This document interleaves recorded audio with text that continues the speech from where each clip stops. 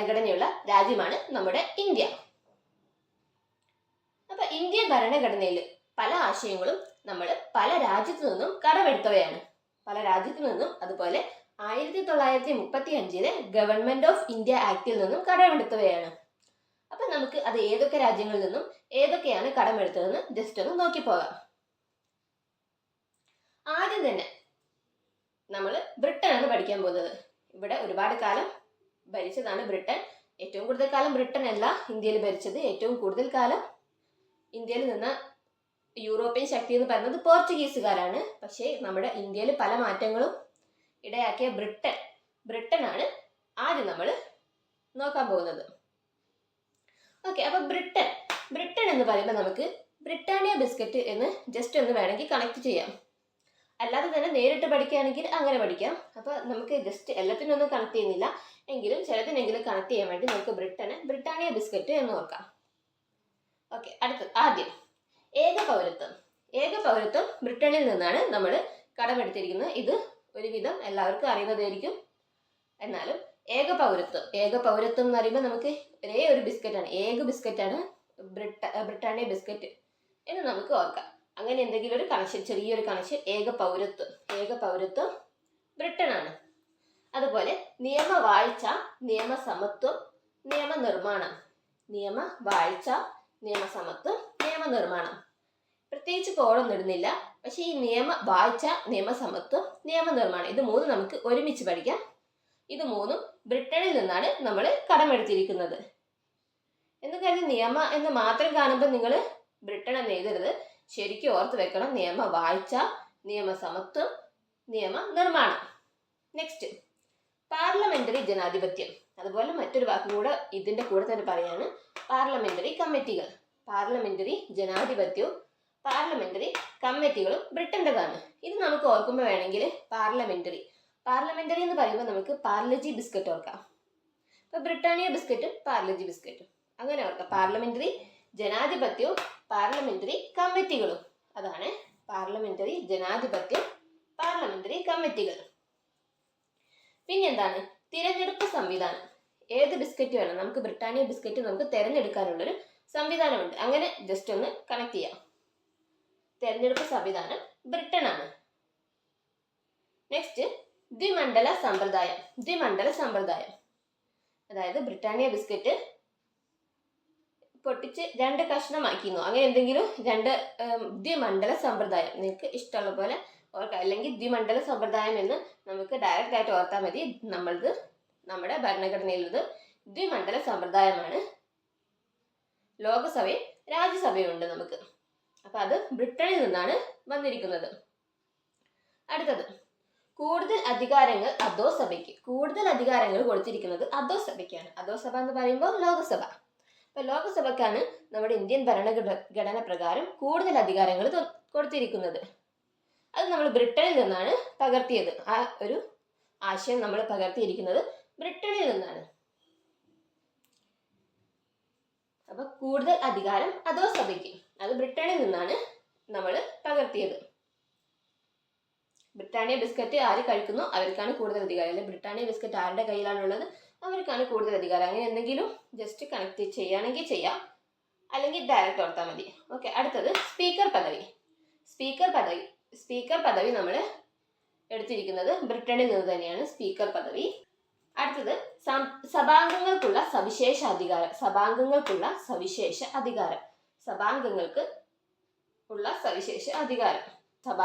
സവിശേഷ അധികാരമുണ്ട്. അത് നമ്മൾ കടമെടുത്തിരിക്കുന്നത് ബ്രിട്ടനിൽ നിന്നാണ്.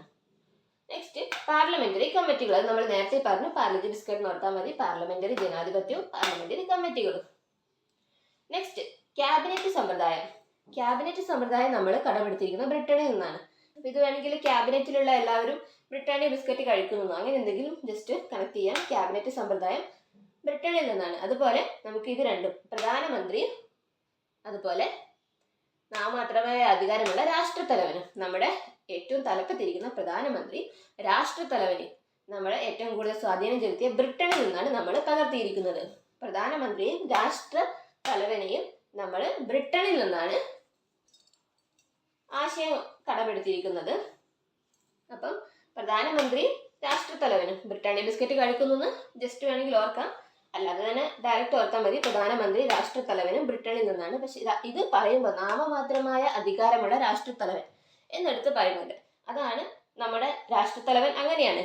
കാരണം എന്താണെന്ന് വെച്ചാൽ രാഷ്ട്രത്തലവനാണ് എന്ത് കാര്യത്തിനും രാഷ്ട്രത്തലവന്റെ സൈനില്ലാതെ രാഷ്ട്രത്തലവൻ ഒപ്പുവെച്ചാൽ മാത്രമേ ഏത് ബില്ലും നിയമമാവുകയുള്ളൂ. എന്നാൽ രാഷ്ട്രത്തലവന് സ്വന്തം ഇഷ്ടത്തിന് ഒപ്പുവെക്കാനും പറ്റില്ല. പ്രധാനമന്ത്രി പറഞ്ഞാൽ മാത്രമേ രാഷ്ട്രത്തലവന് ഒപ്പുവെക്കാൻ പറ്റുള്ളൂ. അതുകൊണ്ടാണ് നാമമാത്രമായ അധികാരമുള്ള രാഷ്ട്രത്തലവൻ എന്ന് എടുത്തു പറയുന്നത്. നെക്സ്റ്റ് റിട്ടുകൾ. റിട്ടുകൾ എന്ന് പറയുമ്പോൾ റിട്ട് ബ്രിട്ടൻ രണ്ടും തമ്മിൽ നല്ല പ്രാസമുണ്ട്. റിട്ടുകൾ ബ്രിട്ടൻ പ്രാസമുള്ള വാക്കുകളാണ്. അതുകൊണ്ട് അത് ജസ്റ്റ് അങ്ങനെ കണക്ട് ചെയ്താൽ മതി. Writ Britain. അടുത്തത് CAG control and auditor general. അതും നമ്മൾ കടമെടുത്തിരിക്കുന്നത് ബ്രിട്ടനിൽ നിന്നാണ്. CAG എന്ന് പറയുമ്പോൾ നമുക്ക് കണക്ട് ചെയ്യാൻ പ്രത്യേകിച്ച് വേണമെങ്കിൽ പക്ഷെ കൗവിൻ്റെ സ്പെല്ലിംഗ് ആയിട്ട് ഒരു ബന്ധമില്ല. കൗവിന് 3 സ്പെല്ലിംഗ് ഉണ്ട്, സീല തുടങ്ങുന്നത്, അത്രേ ബന്ധമുള്ളൂ. വേണമെങ്കിൽ നിങ്ങൾക്ക് അങ്ങനെ കണക്ട് ചെയ്യാം. കാരണം CAG നമുക്ക് ഡീറ്റെയിൽ ആയിട്ട് പഠിക്കാനുണ്ട്. അപ്പോൾ എന്തെങ്കിലും വെച്ച് കണക്ട് ചെയ്യുന്നത് നല്ലതാണല്ലോ. അപ്പോൾ അങ്ങനെയാണെങ്കിൽ നമുക്ക് കൗ ബ്രിട്ടാനിയ ബിസ്ക്കറ്റ് കഴിച്ചു അങ്ങനെ എന്തെങ്കിലും ഓർക്കാം. അപ്പോൾ CAG ബ്രിട്ടൻ്റെ ആണ്. ബ്രിട്ടനിൽ നിന്നാണ് നമ്മൾ CAG കടമെടുത്തിരിക്കുന്നത്. കൂട്ടുത്തരവാദിത്വമുണ്ട്. അപ്പോൾ കൂട്ടുത്തരവാദിത്വം ബ്രിട്ടനിൽ നിന്നാണ് നമ്മൾ കടമെടുത്തിരിക്കുന്നത്. കൂട്ടുത്തരവാദിത്വം എന്ന് പറയുമ്പോൾ നമ്മൾ കൂട്ടമായിട്ട് ബിസ്ക്കറ്റ് കഴിച്ചെന്നോ, ബ്രിട്ടാനിയ ബിസ്ക്കറ്റ് കൂട്ടമായിട്ട് കഴിച്ചെന്നോ, അങ്ങനെ എന്തെങ്കിലും കണക്ട് ചെയ്യാം. ഇത്രയുമാണ് നമ്മൾ ബ്രിട്ടനിൽ നിന്നും കടമെടുത്തിരിക്കുന്ന ആശയങ്ങൾ.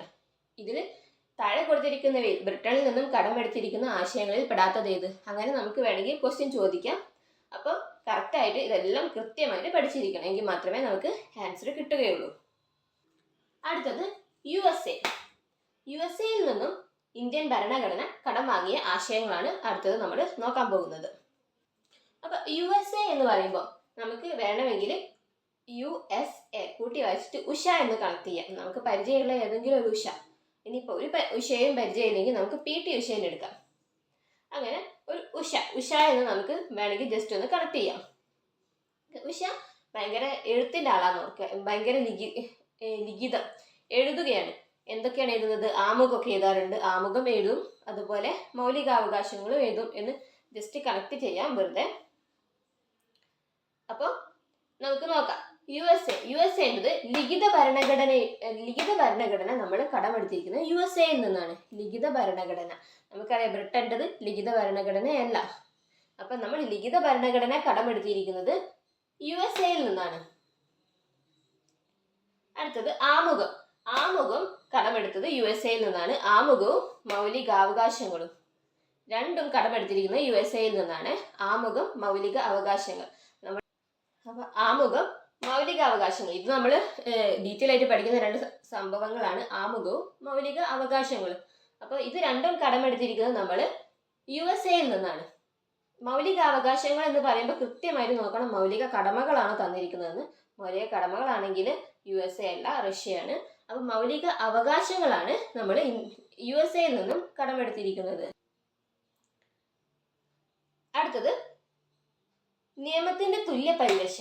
നിയമവാഴ്ച, നിയമസമത്വം, നിയമനിർമ്മാണം, ഇത് 3ഉം ബ്രിട്ടനാണെന്ന് പഠിച്ചു. ഇവിടെ നിയമത്തിന്റെ തുല്യ പരിരക്ഷ നമ്മൾ കടമെടുത്തിരിക്കുന്നത് USAയിൽ നിന്നാണ്. നിയമത്തിന്റെ തുല്യ പരിരക്ഷ USAയിൽ നിന്നാണ് നമ്മൾ കടമെടുത്തിരിക്കുന്നത്.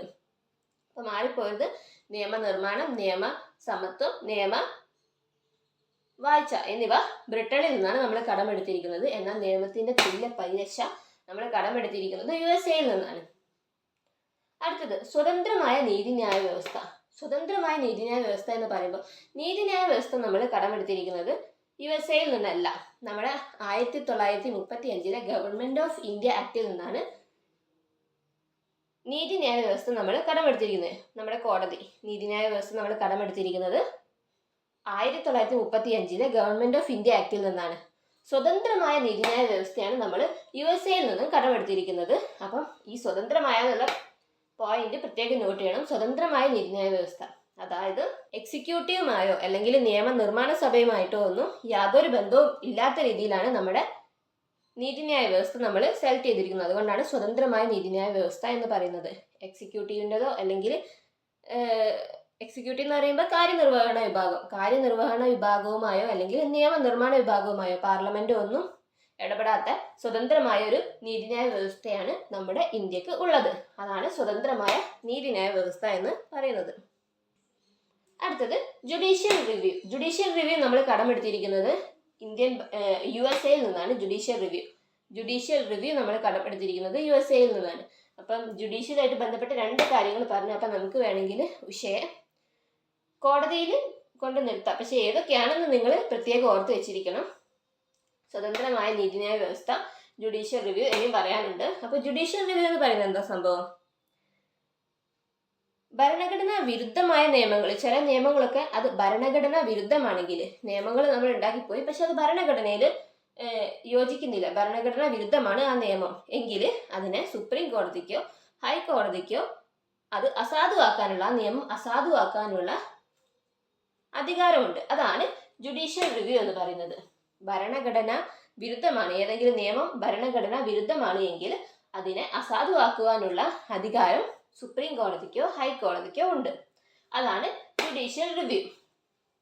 സുപ്രീം കോടതിക്കാണ് ഭരണഘടനയെ വ്യാഖ്യാനിക്കാനുള്ള അധികാരം. ഇപ്പൊ 3ാമത്തെ കോടതിയാണ് വന്നിരിക്കുന്നത്. അപ്പൊ സുപ്രീം കോടതിക്കാണ് ഭരണഘടനയെ വ്യാഖ്യാനിക്കാനുള്ള അധികാരമുള്ളത്, സുപ്രീം കോടതിക്കാണ്. ഇപ്പൊ ഭരണഘടനയെ വ്യാഖ്യാനിക്കാനുള്ള അധികാരമുള്ളത് ആർക്കാണെന്ന് ചോദിച്ചാൽ ആർക്കാണ്? സുപ്രീം കോടതിക്കാണ് ഭരണഘടനയെ വ്യാഖ്യാനിക്കാനുള്ള അവകാശമുള്ളത്, അധികാരമുള്ളത്. അപ്പോൾ അതും നമ്മൾ USA നിന്നാണ് കടമെടുത്തിരിക്കുന്നത്. അപ്പോൾ ഇപ്പം 3 കാര്യങ്ങളായി കോടതിയുമായി ബന്ധപ്പെട്ട് നമ്മൾ പറയുന്നു.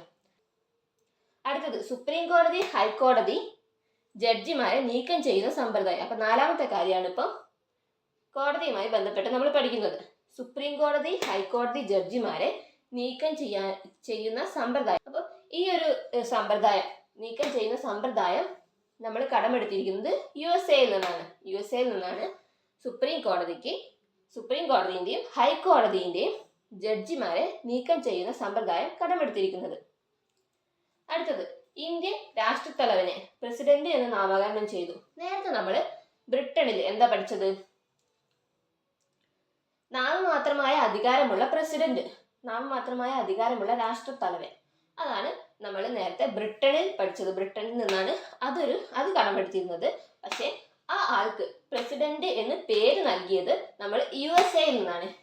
അത് പിന്നെ നമുക്ക് തന്നെ അറിയാം, നമ്മൾ ഏറ്റവും കൂടുതൽ കേൾക്കുന്നത് USA പ്രസിഡന്റിനെ പറ്റിയിട്ടായിരിക്കും. അപ്പൊ പ്രസിഡന്റ് എന്ന് നാമകരണം ചെയ്തിരിക്കുന്നത് USA നിന്നാണ്. എന്നാൽ നാമമാത്രമായ ഒരു പ്രസിഡന്റ് ഉണ്ടായിരിക്കണം എന്നത് നമ്മൾ ബ്രിട്ടനിൽ നിന്നാണ് കടമെടുത്തിരിക്കുന്നത്.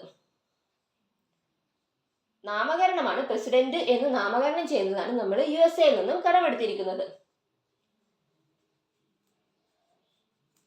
ഇന്ത്യയുടെ എല്ലാ സേനകളുടെയും സുപ്രീം കമാൻഡറായിട്ട് രാഷ്ട്രപതിയെ തിരഞ്ഞെടുക്കുന്നതും നമ്മൾ USA നിന്നാണ്. നമുക്കറിയാം, ഇന്ത്യയുടെ എല്ലാ സേനകളുടെയും സുപ്രീം കമാൻഡർ രാഷ്ട്രപതിയാണ്. എല്ലാ സേനകളുടെയും സുപ്രീം കമാൻഡർ, കരസേനയായാലും കടൽസേനയായാലും എന്തിൻ്റെ ആണെങ്കിലും സുപ്രീം കമാൻഡർ ആരാണ്? രാഷ്ട്രപതിയാണ്. പക്ഷെ നമ്മൾ അങ്ങനെ രാഷ്ട്രപതിയെ തിരഞ്ഞെടുത്തിരിക്കുന്നത് USA നിന്നാണ്. USAന്റെ ആശയത്തിൽ നിന്നാണ് സുപ്രീം കമാൻഡറായിട്ട് രാഷ്ട്രപതിയെ തിരഞ്ഞെടുത്തത്. സേനകളുടെ സുപ്രീം കമാൻഡറായിട്ട് രാഷ്ട്രപതിയെ തിരഞ്ഞെടുത്തിരിക്കുന്നത്. അടുത്തത് രാഷ്ട്രപതിയുടെ ഇംപീച്ച്മെന്റ് നമ്മൾ USA നിന്നാണ് എടുത്തിരിക്കുന്നത്. അപ്പൊ രാഷ്ട്രപതിയെ നമ്മൾ എവിടെ നിന്നാണ് എടുത്തിരിക്കുന്നത്? ബ്രിട്ടനിൽ നിന്നാണ്. നാമമാത്രമായ രാഷ്ട്രപതി, അത് നമ്മൾ ബ്രിട്ടനിൽ നിന്നാണ് എടുത്തിരിക്കുന്നത്. പക്ഷെ രാഷ്ട്രപതിയെ ഇംപീച്ച്മെന്റ് ചെയ്യുന്നത്, അഥവാ രാഷ്ട്രപതിയെ നീക്കം ചെയ്യുന്ന പരിപാടിനെയാണ് നമ്മൾ ഇംപീച്ച്മെന്റ് എന്ന് പറയുന്നത്. അപ്പൊ രാഷ്ട്രപതിയെ ഇംപീച്ച്മെന്റ് ചെയ്യുന്നത് നമ്മൾ എവിടെ നിന്നാണ് കടമെടുത്തിരിക്കുന്നത്? USA നിന്ന്. അപ്പൊ നമ്മൾ നേരത്തെ പറഞ്ഞു സുപ്രീം കോടതി ഹൈക്കോടതി ജഡ്ജിമാരെ നീക്കം ചെയ്യുന്ന സമ്പ്രദായം, അതും നമ്മൾ USA നിന്നാണ് കടമെടുത്തിരിക്കുന്നത്. അതുപോലെ രാഷ്ട്രപതിയെ ഇംപീച്ച്മെന്റ് ചെയ്യുന്നതും നമ്മൾ USA നിന്നാണ് കടമെടുത്തിരിക്കുന്നത്. നെക്സ്റ്റ്, ഉപരാഷ്ട്രപതി എന്ന പദവി. രാഷ്ട്രപതി എന്ന പദവി, അതായത് നാമമാത്രമായ അധികാരമുള്ള രാഷ്ട്രത്തലവൻ എന്ന പദവി നമ്മൾ എവിടെ നിന്നായിരുന്നു കടമെടുത്തിരിക്കുന്നത്? ബ്രിട്ടനിൽ നിന്നാണ്. എന്നാൽ ഉപരാഷ്ട്രപതി എന്ന പദവി നമ്മൾ കടമെടുത്തിരിക്കുന്നത് USA നിന്നാണ്. ഉപരാഷ്ട്രപതി.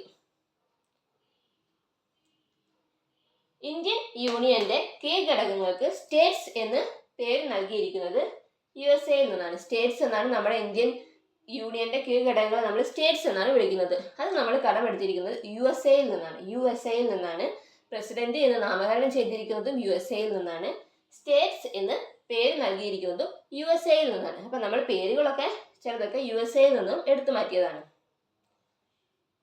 ഇന്ത്യയുടെ രാജ്യസഭ രൂപീകരിച്ചിരിക്കുന്നത് അമേരിക്കൻ സെനറ്റിന്റെ മാതൃകയിലാണ്. ഇന്ത്യയുടെ രാജ്യസഭ രൂപീകരിച്ചിരിക്കുന്നത്, രാജ്യസഭയുടെ മാതൃക എന്ന് പറയുന്നത് അമേരിക്കയിലെ സെനറ്റിന്റെ മാതൃകയിലാണ് നമ്മൾ ഇന്ത്യയുടെ രാജ്യസഭ രൂപീകരിച്ചിരിക്കുന്നത്. അപ്പൊ നമ്മൾ അമേരിക്കയും പഠിച്ചു കഴിഞ്ഞു. അപ്പൊ പ്രധാനപ്പെട്ട 2 കാര്യങ്ങൾ നമ്മൾ പഠിച്ചു കഴിഞ്ഞു. ബാക്കിയൊക്കെ കുറച്ച് വെച്ചേ പഠിക്കാനുള്ളൂ. അടുത്ത നമുക്ക് നോക്കാം. Next Canada. അടുത്ത നമ്മൾ പഠിക്കാൻ പോകുന്നത് കാനഡയാണ്. ശക്തമായ കേന്ദ്രമുള്ള ഫെഡറേഷൻ, അതായത് ക്വാസി ഫെഡറൽ. ശക്തമായ കേന്ദ്രമുള്ള ഫെഡറേഷൻ എന്ന ആശയം നമ്മൾ കടമെടുത്തിരിക്കുന്നത് കാനഡയിൽ നിന്നാണ്. സത്യം പറഞ്ഞാൽ നമ്മളിവിടെ ഈ ഒരു പോയിന്റ് മാത്രമേ പഠിക്കാനുള്ളൂ. ഇത് തന്നെയാണ് തിരിച്ചു മറിച്ച് ഇവിടെയൊക്കെ പറയുന്നത്. അപ്പൊ ഇത് കൃത്യമായി പഠിച്ചു വെക്കുക. ശക്തമായ കേന്ദ്രമുള്ള ഫെഡറേഷൻ അഥവാ ക്വാസി ഫെഡറൽ എന്ന ആശയം നമ്മൾ കടമെടുത്തിരിക്കുന്നത് കാനഡയിൽ നിന്നാണ്. ഇതിന്റെ അർത്ഥം എന്താണ്? ഓരോ സ്റ്റേറ്റിനും അതിൻ്റെതായ പവർ ഉണ്ട്. അതായത് കേരളത്തിൽ നമ്മുടേതായ ഒരു ഭരണ സിസ്റ്റവും എല്ലാം ഉണ്ട്. നമുക്ക് ഇൻഡിപെൻഡന്റ് ആയിട്ട് പല കാര്യങ്ങളും തീരുമാനിക്കാൻ പറ്റുന്നുണ്ടെങ്കിൽ പോലും നമുക്ക് കേന്ദ്രത്തിൽ നിന്നും തീർത്തും സ്വതന്ത്രമല്ല. ശക്തമായ ഒരു കേന്ദ്രവും കൂടി നമുക്കുണ്ട്. അതാണ് ശക്തമായ കേന്ദ്രമുള്ള ഫെഡറേഷൻ എന്ന് നമ്മൾ പറഞ്ഞിരിക്കുന്നത്. ശക്തമായ കേന്ദ്രമുള്ള ഫെഡറേഷൻ എന്ന ആശയം നമ്മൾ കാനഡയിൽ നിന്നാണ് കടമെടുത്തിരിക്കുന്നത്. അടുത്തത് യൂണിയൻ ഓഫ് സ്റ്റേറ്റ്സ് എന്ന ആശയം. ഇതും അത് തന്നെയല്ലേ, സ്റ്റേറ്റ്സുകൾ എല്ലാം കൂടെ ചേർന്നാണ് യൂണിയൻ. അതാണ് യൂണിയൻ ഓഫ് സ്റ്റേറ്റ്സ് എന്ന ആശയവും നമ്മൾ കടമെടുത്തിരിക്കുന്നത് കാനഡയിൽ നിന്നാണ്. അടുത്തത് യൂണിയൻ ലിസ്റ്റ്, സ്റ്റേറ്റ് ലിസ്റ്റ്. നമുക്കറിയാം ലിസ്റ്റിന് നമ്മൾ PSCയിൽ എത്രത്തോളം പ്രാധാന്യം കൊടുക്കുന്നുണ്ടെന്ന്.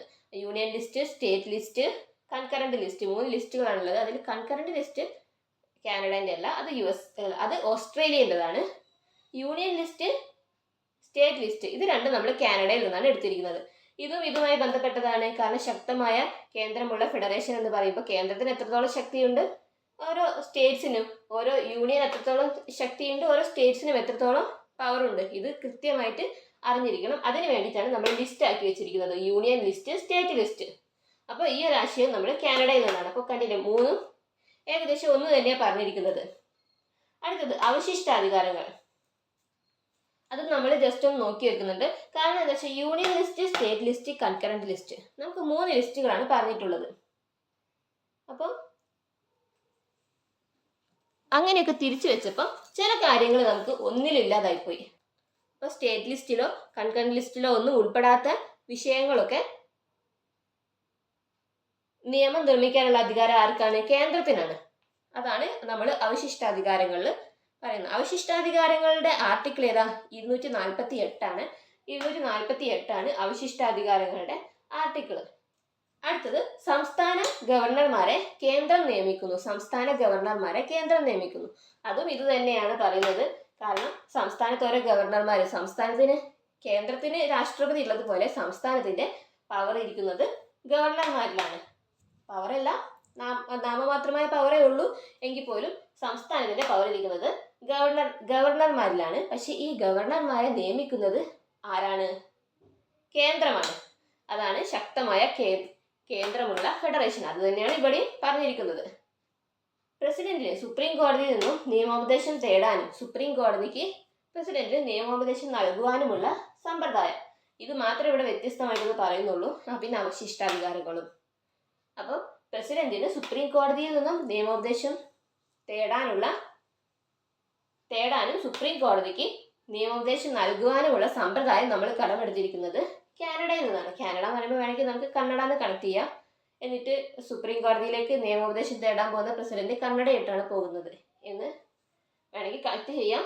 ബാക്കിയെല്ലാം ഇതിനെ ആശ്രയിച്ചിട്ടുള്ളതാണ്. ശക്തമായ കേന്ദ്രമുള്ള ഫെഡറേഷൻ അഥവാ ക്വാസി ഫെഡറൽ എന്ന ആശയത്തിനെ കേന്ദ്രീകരിച്ചിട്ടാണ് ഇതൊക്കെ പറഞ്ഞിരിക്കുന്നത്. കാനഡയിൽപ്പെട്ട എല്ലാ ആശയങ്ങളും അങ്ങനെയാണ് വന്നിരിക്കുന്നത്.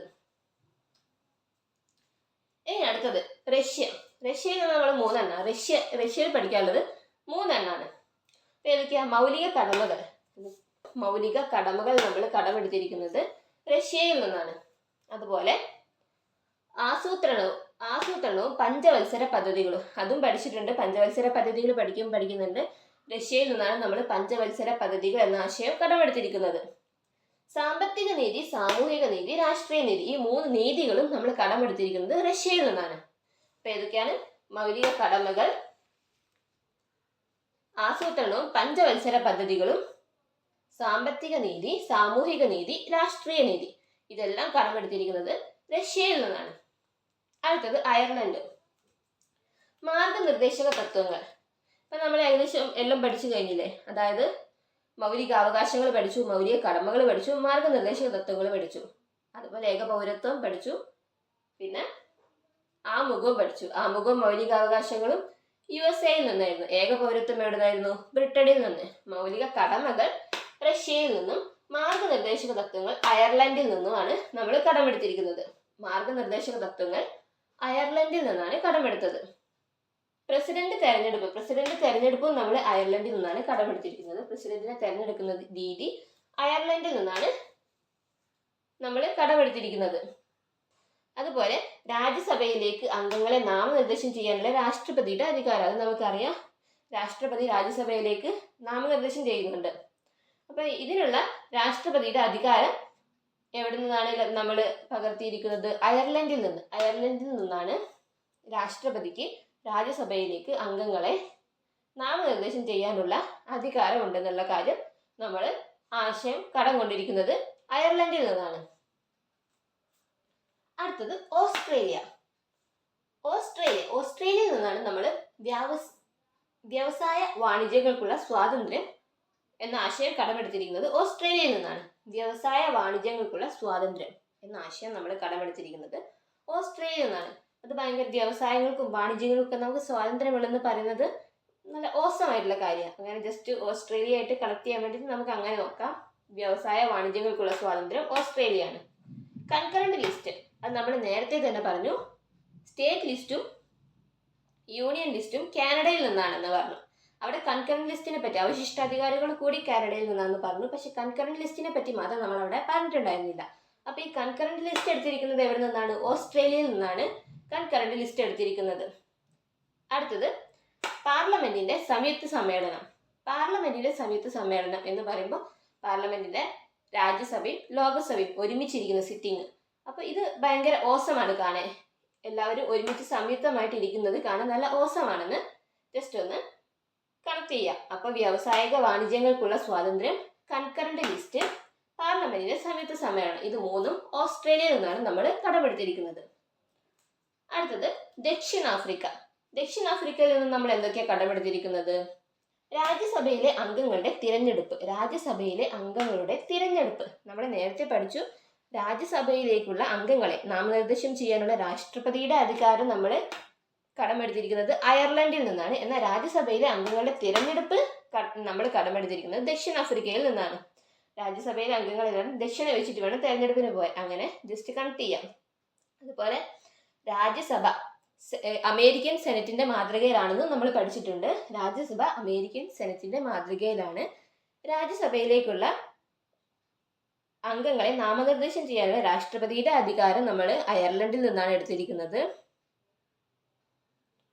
രാജ്യസഭയിലെ അംഗങ്ങളുടെ തിരഞ്ഞെടുപ്പ് എടുത്തിരിക്കുന്നത് ദക്ഷിണാഫ്രിക്കയിൽ നിന്നാണ്. അടുത്തത് ഭരണഘടനാ ഭേദഗതി. ഭരണഘടനയിൽ എന്തെങ്കിലും ഭേദഗതി വരുത്തണമെങ്കിൽ ആദ്യം ദക്ഷിണ വെക്കണം. അങ്ങനെ കണക്ട് ചെയ്യാം. ദക്ഷിണാഫ്രിക്കയിൽ നിന്നാണ് ഭരണഘടനാ ഭേദഗതി നമ്മൾ കടമെടുത്തിരിക്കുന്നത്. നെക്സ്റ്റ് ഫ്രാൻസ് എന്ന് പറയുമ്പോൾ സ്വാതന്ത്ര്യം, സമത്വം, സാഹോദര്യം. അത് കേൾക്കുമ്പോൾ തന്നെ നമുക്ക് ഫ്രാൻസ് ആണ് ഓർമ്മ വരുന്നത്. വേണമെങ്കിൽ സാഹോദര്യമൊക്കെ പറയുമ്പോൾ നമ്മുടെ സഹോദരന്മാരാണ് നമ്മുടെ ഫ്രണ്ട്സ് എന്നോ അങ്ങനെ എന്തെങ്കിലും, ജസ്റ്റ് സ്വാതന്ത്ര്യം നമുക്ക് ഏറ്റവും കൂടുതൽ അനുഭവിക്കുന്നത് ഫ്രണ്ട്സിന്റെ ഇടയിൽ നിന്നാണോ അങ്ങനെ എന്തെങ്കിലും കണക്ട് ചെയ്യാം. ഫ്രാൻസ്. റിപ്പബ്ലിക്കും ഫ്രാൻസിൽ നിന്നാണ് നമ്മൾ കടമെടുത്തിരിക്കുന്നത്. റിപ്പബ്ലിക്. Next Japan. നിയമസ്ഥാപിതമായ വ്യവസ്ഥ. നമ്മൾ നിയമം വെച്ചിട്ട് പലതും പഠിച്ചിട്ടുണ്ട്. നിയമസ്ഥാപിതമായ വ്യവസ്ഥ നമ്മൾ കടമെടുത്തിരിക്കുന്നത് ജപ്പാനിൽ നിന്നാണ്. നിയമസ്ഥാപിതമായ വ്യവസ്ഥ പറയുമ്പോൾ ഡീറ്റെയിൽ ആയിട്ട് തന്നെ നമ്മൾ പഠിക്കണം. അപ്പൊ നിയമസ്ഥാപിതമായ വ്യവസ്ഥ നമ്മൾ കടമെടുത്തിരിക്കുന്നത് എവിടെ നിന്നാണ്? ജപ്പാനിൽ നിന്നാണ്. ഇനി government of India act 1935. 1935 government of India ആക്ടിൽ നിന്നും അതുപോലെ നമ്മൾ കുറച്ച് ആശയങ്ങൾ കടമെടുത്തിട്ടുണ്ട്. അപ്പോൾ അത് ഏതൊക്കെയാണെന്ന് നോക്കാം. ഗവർണർ പദവി, ഗവൺമെന്റ് ഓഫ് ഇന്ത്യ ആക്ട് അതൊരു ഇതിൽ തന്നെ ഗവർണർ പദവി എന്നുണ്ട്.